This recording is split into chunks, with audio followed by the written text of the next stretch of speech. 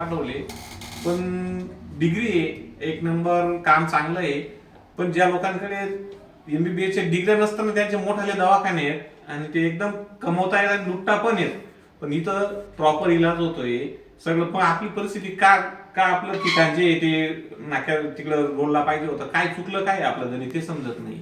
मी तिकडे एक नंबर आहे. एक मिनिट ऐका, मी हो. बाहेरच होतो 3 वर्ष. हो नाक्याच्या पलीकडे हो गजानन कॉलनी. असं आहे का? तेव्हा कसगाव नाक्याला आहे का? आवाज त्या कॉलनीत राहत होते. हो त्यांची दोन्ही मुलं मीच पाहत होतो. जे आज आमदार आहेत ना, माझ्या हातात मुले नाही, मुलांचे मुले बी पाहिले. मुलांची मुलंही पाहिली. जुने MBBS आहेत ना आणि रिझल्ट पण चांगला आहे.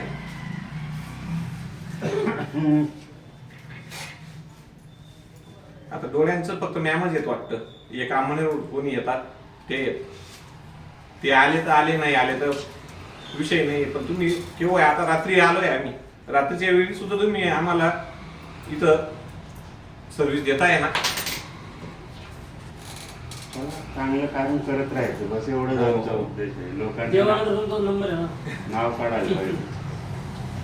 चला आणि आम्हाला लूटमार पटत नाही. पण जे आहे ते प्रांजळ सांगायचं होईल तर. काल माझ्या डोळ्यात त्रास होता, एवढा त्रास होता की मॅमने 1000 रुपये मागितले असते माझ्याकडून, लईच दिले असते मी, एवढा त्रास होता मला. त्यांची फी पण मोजकी होती, 200 रुपये फी घेतली. परत उद्या येऊन जा, व्यवस्थित सल्ला वगैरे सगळं व्यवस्थित आहे बुवा तुमचं.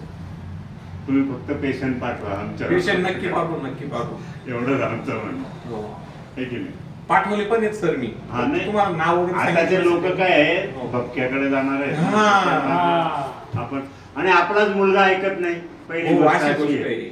माझ्या 2-3 पिढ्या मी पाहिल्या आहेत पारोळ्यातल्या, हो पण त्यांची मुलांची मुलं माझ्याकडे येतच नाही. हो पा जो बाप सांगायचा मुलगा आजारी पडायचा तर पहा डॉक्टर गावाला चाललंय, 4 दिवस तुला काही दवा मिळणार नाही, मग काही खायचं नाही, तेलकट आंबट थंड असे सांगणारे मुलं, त्यांची मुलांची मुलं माझ्याकडे नाही येत. आता तुम्ही कुठल्याही हॉस्पिटलला जा, डायरियाचे पेशंट 4-5 दिवस त्यांनी ऍडमिट करायलाच पाहिजे, लुटमार झालीच पाहिजे. डायरिया म्हणजे एकदम मोठा आजार आहे असं दर्शवून चालले, एवढी लुटमार चालू आहे बाहेर. इथं आलं सवय लावून देता, इथं गोड्या लिहिल्या, ऍडमिट हा विषयच नाही डायरेक्ट. आणि रिझल्ट म्हणजे रिझल्ट अजून प्रॉपर. सकाळी आला संध्याकाळी घरी, हो. ऍडमिटचा संबंधच नाही ठेवला.